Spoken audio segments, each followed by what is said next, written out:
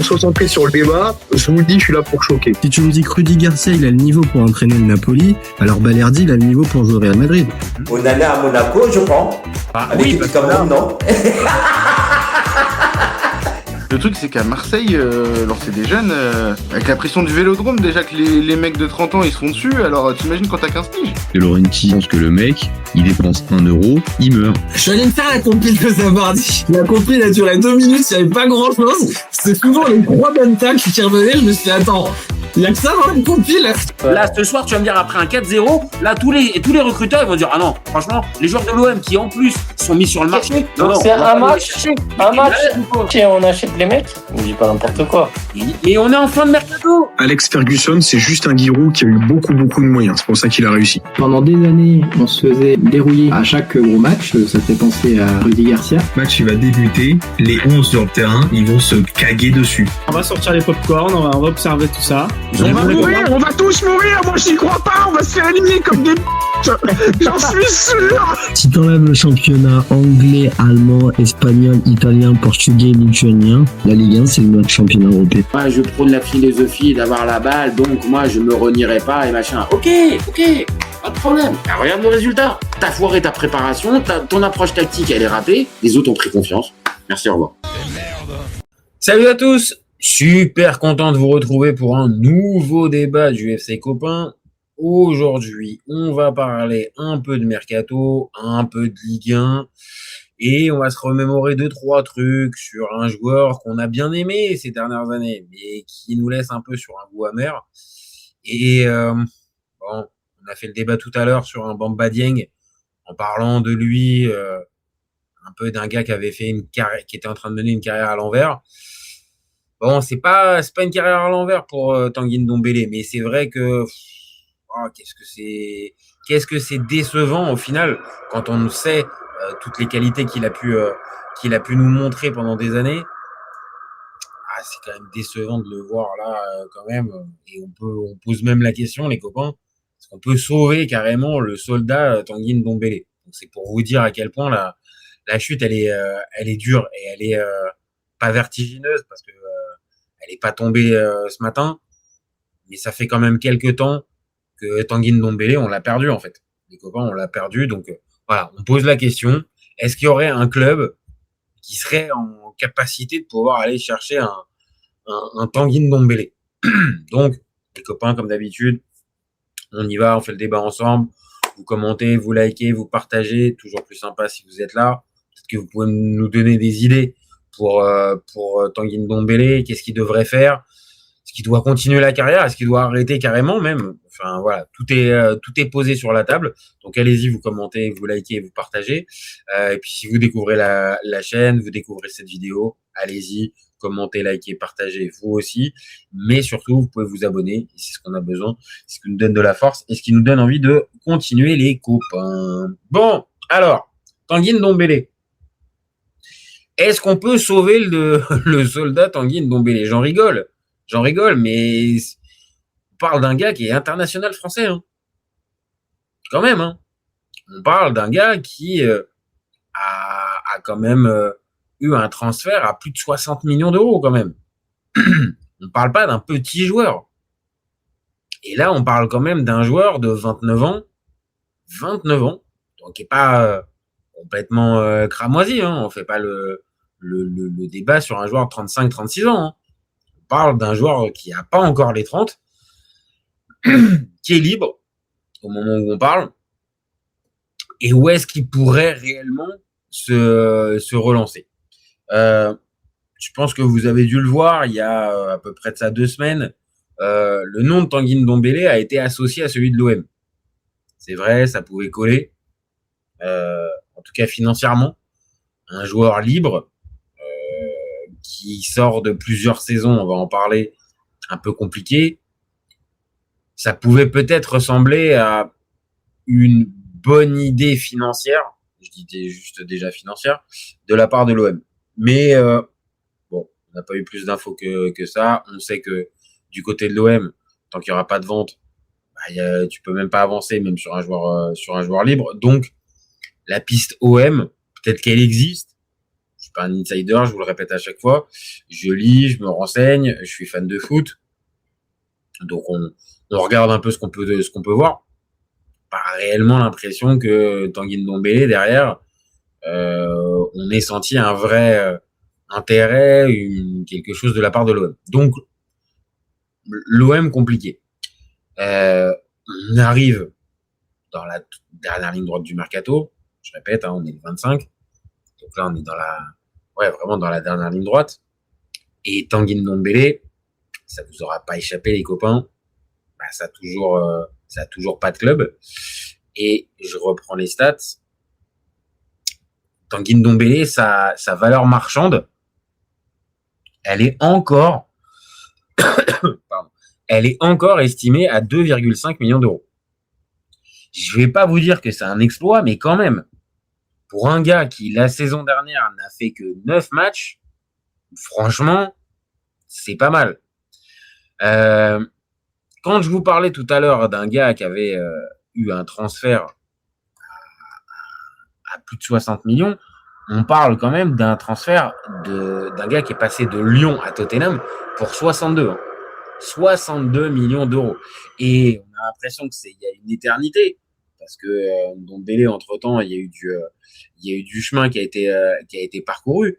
Mais notre ami Tanguy Ndombele, il signe du côté de Tottenham. On est en 2000. Je reprends en 2019. J'ai l'impression que il y a une éternité, c'est il y a 10 ans. J'ai l'impression. C'est juste il y a 7 ans. Et derrière, un peu à l'image, avant de reprendre et de voir où est-ce qu'il pourrait rebondir, un peu à l'image d'un Bamba Dieng, qui a pas su, à sa hauteur, faire les bons choix. On parle d'un gars qui, en fait, après le choix, après s'être révélé à Lyon, derrière, les choix sont catastrophiques. Parce que Tottenham, c'est catastrophique. Il va être reprêté à Lyon, ça va pas être extraordinaire. La saison où il est reprêté à Lyon, c'est pas génial, quoi. Ensuite, part au Napoli. Alors au Napoli, il va être champion. Et mine de rien, il va faire une énorme saison avec Spalletti. Mais derrière, il n'est pas conservé, en fait. Il va à Galatasaray cette fois-ci. Bon, là, je pense qu'on a tous vu dans quel état, à un moment donné, il s'est retrouvé. Alors, l'idée, c'est pas de juger, mais il était quand même arrivé à un niveau de poids quand même assez élevé pour un joueur de foot. Et il a jamais eu ce poids-là. On pourrait me dire, il y en a certains qui ont toujours été très costauds. Je sais pas, je pense à un Kinfewa, je crois qu'il s'appelait. Un joueur qui était dans les divisions inférieures anglaises et qui avait toujours été corpulent et vraiment très massif, un peu à la Adama Traoré, qui est passé un temps par le Barça, ou un Jean-Claude Darcheville qui était bien costaud avec des super grosses cuisses. Tanguy Ndombele a toujours été costaud, mais il avait jamais été à ce niveau-là. Et derrière, après l'échec Galatasaray, il se dit, allez, on va aller se relancer du côté de Tottenham, du côté de Nice, parce qu'avec Tottenham, c'est terminé. Fin du contrat, le contrat de 5 ans, finito pipo. Donc, il signe à Nice. C'est quoi? C'est en 2024-2025. Et la première saison, bon, on n'a plus le Tanguy Ndombele qui joue 40 matchs par saison. La dernière fois qu'il a à peu près fait ce niveau de performance, c'était quand il était au Napoli. Entre-temps, il y a eu la saison à Galatasaray très compliquée. Ensuite, il est prêté à Nice. Première saison, il arrive à nous faire, je reprends les stats, il arrive à nous faire 18 matchs de Ligue 1, 2 matchs de Coupe de France et 5 matchs d'Europa League. Donc on est sur une saison où il fait quand même 25 matchs. Bon, Il reprend progressivement. Mais derrière, les copains, derrière, la saison dernière, c'est que 8 matchs de Ligue 1. 8 matchs de Ligue 1. Et en termes de minutes disputées, c'est 279. On est sur un gars qui, là, gentiment, mais il a perdu le fil physiquement. Donc, évidemment, logiquement, Nice ne l'a pas prolongé. Et là, on se retrouve avec un mec, 29 ans, et je vais vous montrer les stats de la saison dernière, enfin du peu de la saison dernière qu'on a, bah, on est loin d'avoir un joueur déterminant. On est loin d'avoir un gars qui peut postuler, allez, je vais vous le dire, à un club ambition en Ligue 1, c'est pas possible. Donc la fameuse question OM avec oui, peut-être que ça pourrait se relancer. On parle d'un gars qui a fait 8 matchs la saison dernière et 8 bouts de match en Ligue 1. On parle d'un gars qui était déjà en point d'interrogation depuis son transfert à Galatasaray. Donc moi, Tanguy Ndombélé, moi j'ai rien contre toi, mon copain, bien au contraire. Hein. Franchement, régale-nous sur le terrain. Et là, le souci, c'est que tu n'es plus en capacité. Donc, déjà, la première piste qui avait été évoquée, mais il n'y avait même pas d'intérêt officiel, mais première piste évoquée, l'OM, pour moi, ça tient pas la route. Ça tient pas la route. Donc, pour moi, Tanguy Ndombélé, en Ligue 1, c'est pas possible. Parce qu'on a beau charrier notre bonne vieille Ligue 1, on a beau dire que oui, voilà, c'est pas un championnat compétitif, qui arrive pas à se vendre, qui rapporte pas une thune. Bon, ok, d'accord, tout ça, pas de problème. Par contre, il y a une réalité, c'est que le championnat est physique. Et je vais pas vous faire un parallèle hyper simple avec Pogba, mais il peut s'entendre. Pogba a voulu revenir en Ligue 1 pour pouvoir se remettre, on va dire, pour le haut niveau et tout ce que tu veux. C'est compliqué, il n'y arrive pas. Il n'y arrive pas. Alors, c'est pour d'autres raisons, il y a eu une inactivité, mais dans le cas d'un Ndombélé, on parle quand même, je répète, d'un gars qui sort d'une saison avec 8 bouts de match en Ligue 1. Qui a été blessé, qui a été mis sur la touche, qui a eu du mal. Comme on savait en plus qu'il allait pas prolonger, bah forcément, il a pas rejoué plus. Donc là, je vais pas vous mentir, les copains. Ndombélé, en Ligue 1, sauf chez un promu. Si vous me dites qu'il va signer à 3, peut-être, bon, bah là, ok. Si vous me dites qu'il va signer à Angers, et encore, il y a du monde, mais ok. Mais je pense que pour le standing d'un Tanguy Ndombélé, les copains, je vous le dis, il va pas aller là-bas. Hein. Il va pas aller là-bas. Donc, il est déjà passé par la Serie A. La Serie A, même si elle est plutôt en déclin ces dernières années, c'est pareil. Ça reste un niveau de compétitivité que Ndombélé peut pas avoir. Donc, le retour en Serie A, j'ai du mal à y croire.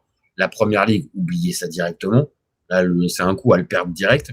C'est un coup à ce qu'il arrête complètement la carrière parce que je pense pas qu'il soit en capacité de tenir le rythme. Peut-être tu pourrais avoir un championnat espagnol. Un championnat espagnol où, évidemment, la qualité technique est importante. C'est pas un peintre, hein, Ndombélé. Mais l'impact physique est peut-être moindre. Peut-être moindre. Ça pourrait, à la limite, coller, mais c'est pareil. Ça va pas être une équipe qui va viser le haut du tableau. Donc, j'en sais rien. Si vous me dites qui va signer un FC Séville en ce moment, oui, voilà, le Sevilla FC maintenant est plutôt rentré dans le rang après des années énormes. Oui, peut-être. Vous me dites, il va à l'Espagnol Barcelone, oui, d'accord, ok. Ça va être des équipes où il va pouvoir avoir un rôle, parce que c'est ça aussi. C'est que là, on voit bien, avec de la concurrence, Tanguy Ndombélé, il est plus en capacité de pouvoir la faire. Et c'est triste, hein, parce que je répète, hein, on parle d'un joueur de 29 ans, international français, donc c'est pas un petit joueur, hein. C'est pas un gars qui a eu une hype un jour, et je rappelle, un transfert 62 millions d'euros. Des matchs en Ligue des Champions intéressants, enfin, c'était vraiment un gars sur lequel on pouvait espérer. Et derrière, bon, je suis pas là pour commenter ça, hein, je suis pas là pour commenter sa carrière. Je suis juste là pour essayer de voir s'il y aurait une porte de sortie. Moi, je vous dis, la porte de sortie Ligue 1, je la vois pas. Je la vois pas hormis chez un promu, et je suis pas sûr que le bonhomme sera en capacité de pouvoir aller chez un promu pour pouvoir se relancer. Donc déjà, cette option-là, j'ai du mal à la visualiser. On l'a dit, championnat italien, il a pu laisser plus ou moins un bon souvenir parce que c'est sa dernière saison pleine avec le Napoli. Est-ce que ça pourra suffire pour pouvoir intéresser des clubs? Pareil, ça va être des clubs pas compétitifs. Et là, ça va être là aussi où pour moi, définitivement, Dembélé, là, il passe un cap. Parce que jusqu'à présent, dans la carrière, à partir d'Amiens, bon, il va à Lyon, donc progression énorme. Ensuite, ça va à Tottenham, donc là, gros transfert et tout ce qui va avec. Ensuite, ça redescend prêt à Lyon, prêt au Napoli, prêt à Galatasaray. Il est libre, il va à Nice. Donc là, le downgrade, il est au fur et à mesure, en fait. Même s'il y a cette belle ce bel interlude de Napoli où il est champion, il y a quand même une chute, en fait, pour le joueur au fur et à mesure de la carrière. Et là, maintenant, en fait, on en arrive avec plus des clubs européens. Pour moi, un club européen va pas chercher Tanguy Ndombélé. Hormis si c'est, on l'a dit tout à l'heure, l'OM, moi, je verrais aucun intérêt, hormis financier. Et encore, je sais même pas, parce que je sais même pas combien il prendrait, mais il n'y a plus un club européen compétitif qui va chercher Tanguy Ndombélé. Donc là, pour moi, elle est là la vraie, il est là le vrai enseignement en fait pour Ndombélé. C'est que jusqu'à présent, malgré peut-être des saisons où il était pas au top, où il était pas génial, ça pouvait quand même encore faire le taf et se retrouver avec un club intéressant en disant ah bah tiens, je vais relancer Ndombélé, ça va être mon gars, peut-être pas sûr, mais moi je prends le pari. Là maintenant, je vous dis les gars, là il y en a plus il y a plus de candidats parce que la preuve, on parle d'un joueur qui était libre et on est le 25 août quand on fait ce débat, il y a personne. Donc s'il y a personne, c'est bien une réalité, c'est que Tanguy Ndombélé en 2026, j'ai peur que là le downgrade soit vraiment très très important. Et allez pas me parler de Ligue 2, hein. C'est pareil. Hein. C'est pareil. Je pense que le championnat est physique et tout ça, est costaud. Et je sais pas, c'est la vraie interrogation que j'ai quand je pose la question est-ce qu'on peut sauver le soldat Ndombélé? Est-ce que lui est en capacité de réellement comprendre que là maintenant il est au bout, on va dire, de la parenthèse enchantée de la carrière, et que là sans une saison et des matchs vraiment de haut niveau mais répétés, ça va glisser gentiment mais sûrement vers une fin de carrière pour Tanguy Ndombélé. Et je le répète, on parle d'un gars international qui n'a que 29 ans. On parle pas d'un gars de 35-36 comme je dis depuis tout à l'heure. On parle d'un gars qui potentiellement pourrait encore postuler à l'équipe de France à 29 ans. Et je vous le dis, hein, Rabiot, je vais reprendre l'âge qu'il a. Mais Rabiot, je pense pas qu'il soit beaucoup plus jeune. Hein. Adrien Rabiot, il a 31. Il a 2 ans de plus. Ah, voilà. Hein. Adrien Rabiot, qui lui aussi a eu une carrière peut-être avec des hauts, des bas, la Ligue des Champions pas tout le temps et tout ce qu'on veut. Bah, n'empêche que la réalité, c'est que Rabiot, il est encore en équipe de France, 31 ans, et il a fait la dernière Coupe du Monde. Donc Ndombélé qui a 2 ans de moins, eh oui. On parle pas de Pogba, hein. On parle vraiment de Tanguy Ndombélé, un gars qui en 2019 fait partie des cracks à venir en fait. Et on le voit tous comme ça parce qu'à Lyon, on voit des matchs où il peut rappeler les belles heures d'un Vieira, il peut te montrer aussi alors peut-être pas dans le jeu long, mais aussi des qualités à la Pogba. Enfin, vraiment, il est énorme en 2019. Et là, de le voir là, fin d'été 2026, il y a toujours personne qui se positionne sur le bonhomme, et on va se retrouver. Je vous le dis, hein, je vois pas comment Tanguy Ndombélé, il va pas retrouver un club, mais après la fin du mercato. Donc comme Joker, comme ce que tu veux. Et c'est pas interdit. Attention. Hein, parce que je pose la question, mais c'est pas interdit que fin de carrière. Hein. C'est vraiment, il y a une vraie incertitude. Moi, je le verrais, comme je vous ai dit tout à l'heure, si on parle d'un championnat compétitif. Sinon, après, bien sûr, il peut partir rejoindre Bamba Dieng en Serbie. Et oui, là, par contre, il pourra avoir le niveau. Mais si on parle de championnat compétitif, le seul pour lequel il pourrait y avoir peut-être le match qui se fait, c'est l'Espagnol. Mais l'Espagnol, comme je vous dis, le championnat espagnol. Mais pour moi, il n'y a pas un club compétitif. Il n'y a pas un Villarreal, un Atlético, un Barça, un Real, un Bilbao qui va chercher, Bilbao encore moins, mais qui va chercher un Tanguy Ndombele. Donc c'est soit il va, j'en sais rien, à Elche, comme certains avaient pu le faire un temps. Je me rappelle, un temps, Las Palmas avait pu faire un truc un peu comme ça. Ils avaient relancé un Kevin Prince Boateng qui a eu une seconde jeunesse derrière et qui avait marqué des buts. Hormis, parce que je le répète, il a de la qualité technique. C'est pas sa première qualité, mais techniquement, Tanguy Ndombele, il est pas mauvais. Et pour le gabarit, c'est un plus. Mais pour moi, hormis dans le championnat espagnol, où le rythme est quand même moins élevé que dans les autres championnats, je vois pas où est-ce qu'il peut se retrouver. Donc c'est pour ça que moi j'ai la sensation, je me trompe peut-être et j'espère pour lui vraiment, hein, c'est pas à charge du tout cette vidéo, loin de là, mais j'ai la sensation que on va perdre dans le monde professionnel, on va perdre notre ami Tanguy Ndombele. J'ai peur vraiment qu'on se retrouve au 15-20 septembre, avec Tanguy Ndombele, n'a toujours pas retrouvé de club. Et si c'est le cas, désolé les gars, hein, mais on pourra parler là véritablement de gros et d'énormes gâchis. On parle d'un gars, je répète, hein, international français, transfert à 60 millions, première ligue, champion d'Italie, enfin vraiment, hein, je vais pas faire son service après-vente, hein, je suis pas là pour ça. Mais vraiment, on parlait d'un super joueur qui finit comme ça. Franchement, c'est dur. Hein. Donc mon ami Tanguy, écoute, essaie de trouver un petit club espagnol motivé à te prendre. Fais un effort sur le salaire.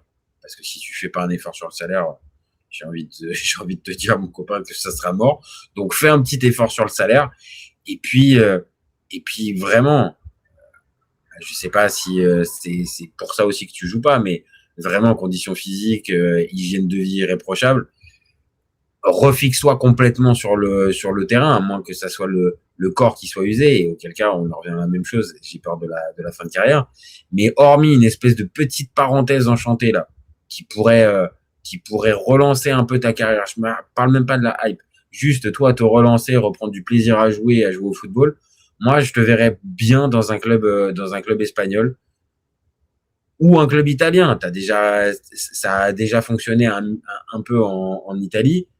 Alors, évidemment, pareil, hein, ça sera pas l'Inter, ça sera pas le Milan, ça sera pas la Juve, ça sera pas le Napoli, hein. Mais, pourquoi pas se retrouver dans un Sassuolo, pas Udinese, parce que c'est pas forcément là où tu prends le plus de plaisir à jouer, mais je sais pas, un Torino, par exemple, pourquoi pas, mais des clubs, voilà, moins compétitifs. Pour moi, là, il est arrivé au bout. Il a réussi quand même à faire une belle carrière avec des clubs quand même un minimum compétitif pendant sa carrière. Il a un petit palmarès. Maintenant, Tanguy, là, faut mettre le bleu de chauffe, comme dirait un certain Laouni qui intervenait sur la chaîne. Là, c'est le moment de mettre le bleu de chauffe. Donc, Tanguy, là, on t'attend. On espère que tu vas être en capacité, parce que vraiment, on a rien contre toi. Moi, j'ai rien contre toi, bien au contraire. Mais si je dois me positionner là, maintenant, tout de suite, mon copain, je pense que on est plus proche de la fin de carrière qu'un club qui va te relancer.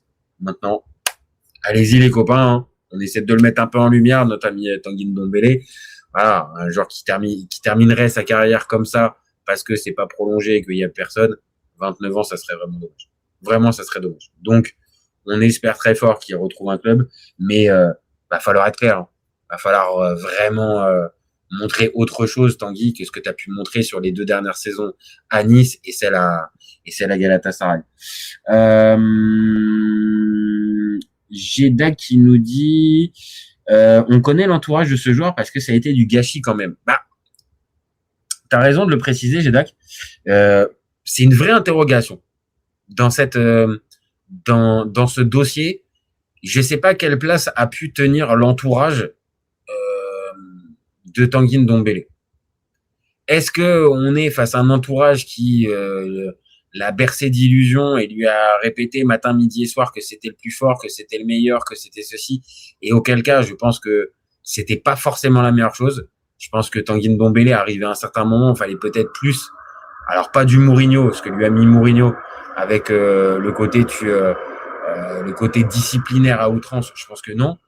Mais il fallait quelqu'un peut-être qui le remette un peu plus sur les pieds sur terre. Maintenant, est-ce que on est véritablement sûr? Moi, je suis pas Romain Molina, je le répète à chaque fois, je suis pas insider, j'ai pas toutes ces infos-là. Donc moi, je ne peux voir que ce qu'on voit, ce qu'on lit sur les journaux. Je m'y intéresse, on regarde un peu, on se renseigne. Mais je suis pas un insider, donc je peux pas te dire, Jeddah, pour te répondre véritablement comment est l'entourage. Par contre, ce qu'on peut juste voir, c'est que l'enchaînement de la carrière serait susceptible quand même de nous dire qu'il n'y a pas eu les meilleurs choix qui ont été faits au meilleur moment et dans les meilleurs, dans tous les cas.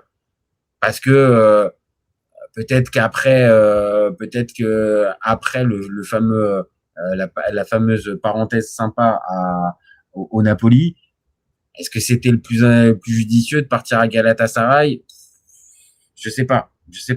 Maintenant, ce qui est dommage aussi, c'est de ne pas avoir eu un club en capacité de pouvoir tirer le maximum de lui. Ça a été Lyon à une époque, et si je me trompe pas, c'est avec Genesio. Peut-être, je sais pas, peut-être qu'il a besoin justement du fameux coach un peu paternaliste qui le rassure et tout ça. Mais ça va jusqu'à un certain moment. Quand tu veux devenir un grand joueur, le fameux discours paternaliste, sauf si tu es un top player et auquel cas, oui, mais sinon tu ne l'as pas en fait. Donc c'est peut-être là en fait qu'a été le problème de Ndombele. La concurrence, se faire violence et tout ça, ça a été compliqué. Mais je te rejoins quand tu parles de gâchis. On est vraiment sur du gâchis, et la progression de la valeur marchande est la meilleure, pour moi, la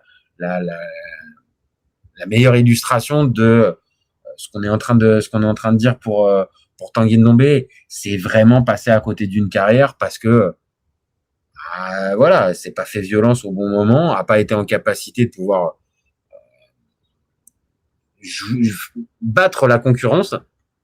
Et c'est pas juste sur le simple talent, parce qu'on le sait tous, hein. C'est un fameux poncif qu'on répète à chaque fois, mais pour faire une grande carrière pro, le talent ne suffit pas, malheureusement. C'est pas qu'une histoire de talent, c'est aussi une histoire dans la tête. Vraiment, le mental compte. Et là, dans le cas d'un Tanguy Ndombele, on est obligé de se dire que le mental a un petit peu déconné. Donc moi, ce que je lui conseillerais, je l'ai dit, c'est de partir en Espagne. Voilà, je tenterais, ça serait un nouveau championnat, un autre style de vie, un autre football, mais dans un club de deuxième partie de tableau, qui se refasse la cerise et juste qu'ils reprennent du plaisir, et qu'on reprenne du plaisir à revoir Tanguy Ndombele.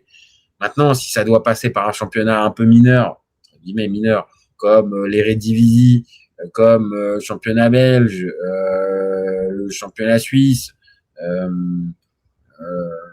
championnat turc, non, ça n'a pas été une réussite, et il n'a pas laissé de bons souvenirs là-bas. Mais que ce soit le championnat portugais, il y en a plusieurs des championnats dits mineurs qui peuvent donner une suite de carrière à Ndombele. Mais c'est la même chose. C'est est-ce qu'il est en capacité, là, maintenant, tout de suite, d'accepter de redescendre peut-être de 2 échelons dans sa carrière et de se faire violence. Ça, c'est la vraie question. Et ça, pour le coup, j'ai pas la réponse. Je te le souhaite, mon copain Ndombele, vraiment. Mais j'ai vraiment des doutes. Monaco avec un environnement hyper sécurisant, Villarreal, j'ai envie de te dire, mon copain, Monaco, je pense que là, ce type de profil-là, depuis qu'ils ont signé Pogba, je pense qu'ils vont pas le retenter là tout de suite. Je pense pas. Et puis bon, après, il laisse pas un souvenir énorme du côté de Nice, mais Monaco étant le rival quand même de Nice, ouais, ça la fout très mal, quoi. Et puis, bon, tu me diras, ils vont sûrement perdre Lamine Camara, mais non, Villarreal, pourquoi pas? Mais Villarreal, pour moi, malheureusement, c'est trop haut. C'est trop haut. Dans le niveau de compétitivité, Villarreal, c'est une équipe qui fait la Ligue des Champions.